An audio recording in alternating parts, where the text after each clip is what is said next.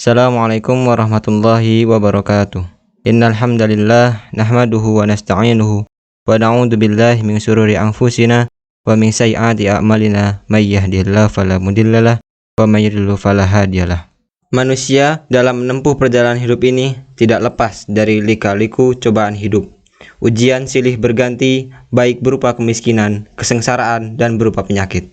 Segala sesuatu yang menimpa pada manusia sehingga menimbulkan kesusahan dan kesengsaraan, maka tiada lain kecuali untuk menguji sampai mana kualitas keimanan kita.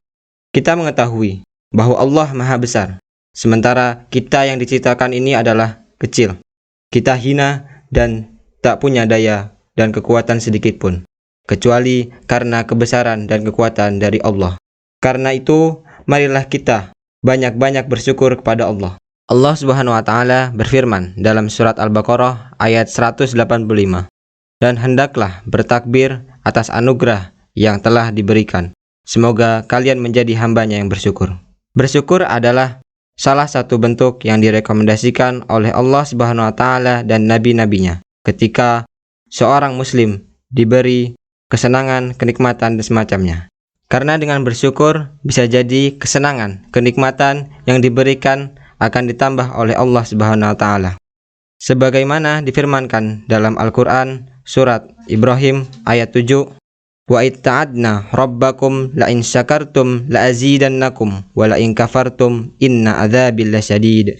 Dan ingatlah juga tatkala Tuhanmu maklumkan, sesungguhnya jika kamu bersyukur, pasti kami akan menambah nikmat kepadamu.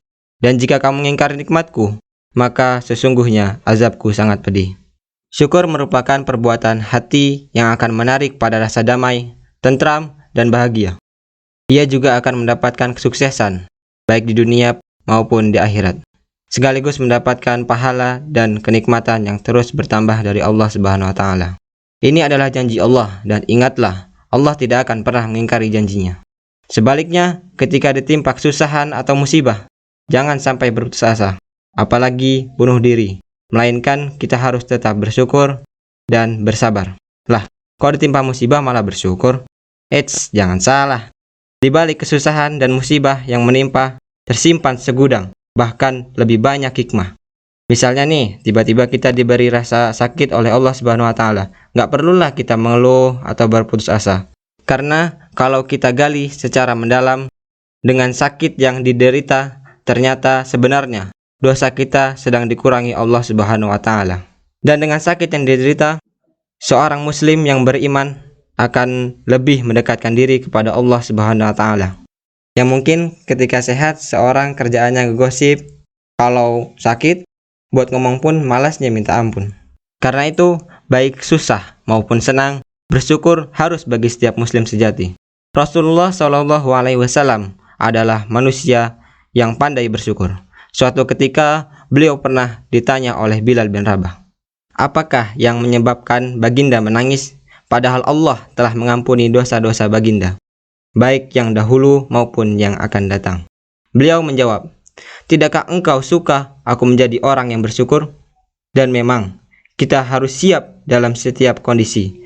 Seperti yang disampaikan oleh sahabat Umar bin Khattab, kalau sabar dan bersyukur itu ibarat 2 ekor unta.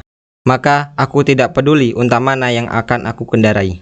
Kiranya cukup sampai di sini materi tentang pentingnya bersyukur yang bisa saya sampaikan dengan singkat. Mudah-mudahan membawa manfaat kepada kita semua dan dipraktekkan dalam kehidupan sehari-hari. Bang Ian makan terasi, cukup sekian dan terima kasih. Wassalamualaikum warahmatullahi wabarakatuh.